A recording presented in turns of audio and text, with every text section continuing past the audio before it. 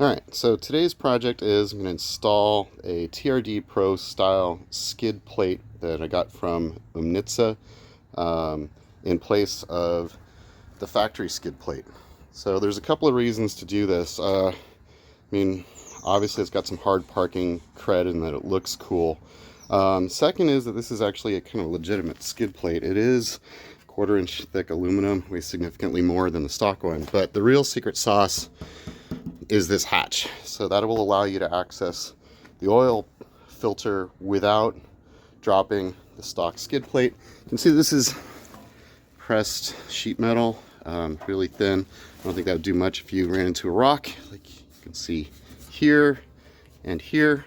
I think this guy would hold up to that a lot better. All right, so if you've done an oil change, you're going to know how the project starts, but let's get after it.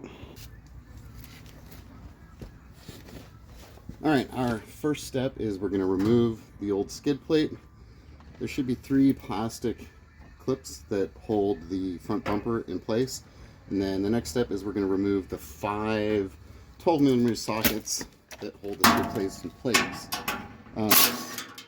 I like to use a little screw gun, and I like to do the front ones first. Of course, if you've done an oil change, you've probably done this a million times, and that's probably half of the reason why you're considering the skid plate in the first place. When you drop this last one, it will lever forwards towards you, as you can see. And now there are 2 hooks that hold it in place. It'll go up and sideways, and it'll come back out.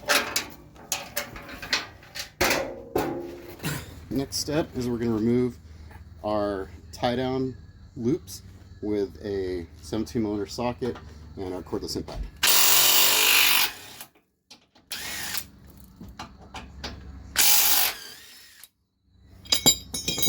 You're going to want to reinstall the front one partially so you can slide it over these slots.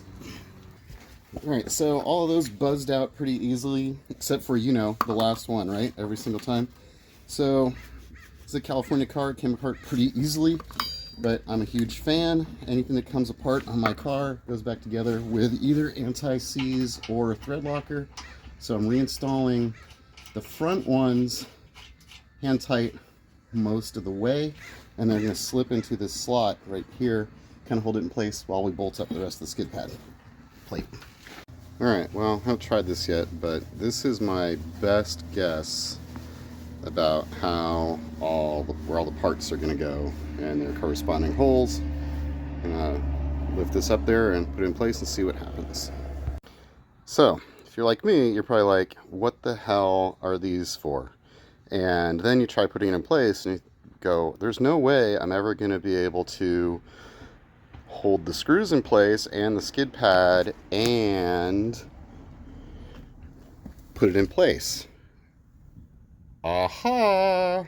So these little plastic washers keep the nuts and bolts from falling out of their respective holes while you're trying to line everything up. Cunning.